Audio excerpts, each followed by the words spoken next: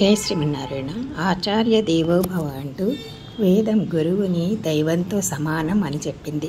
గురువు విద్య ద్వారా విద్యార్థులను ధర్మాచరణం వైపు నడిపిస్తారు. వారికి క్రమశిక్షణ నేర్పిస్తారు.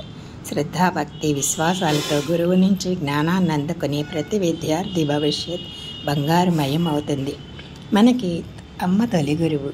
ఆమెను అనుకరిస్తూ అన్నీ నేర్చుకుంటాం. తర్వాత నాన్న భవిష్యత్తును తీర్చిదిద్దుతారు. ఆ తర్వాత వచ్చేది మన టీచర్స్. ఈ ప్రపంచంలో బ్రతకడానికి విద్యను అందించేవారు. నెక్స్ట్ ఆధ్యాత్మిక గురువులు. మనం గుర్తించలేని సుప్రీం పవర్ని గురించి చెప్పి మన అజ్ఞానాన్ని దూరం చేస్తారు. ఈరోజు సర్వేపల్లి రాధాకృష్ణ గారి జన్మదినం.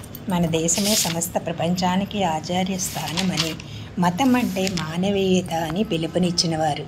వేద సారం, ఉపనిషత్తుల ఉపదేశం, బుద్ధుడి బోధనలు, భగవద్గీత సారాంశం, వీటి ఆధారంగా జీవన విధానాన్ని రూపొందించుకోవాలని సూచించారు.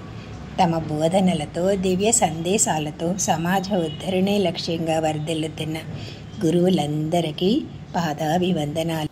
సెప్టెంబర్ 5 గురు పూజోత్సవం సందర్భంగా ఆయన జన్మదినం, సర్వేపల్లి రాధాకృష్ణ గారి జన్మదిన సందర్భంగా ఈ వీడియో చేయాలని అనిపించింది.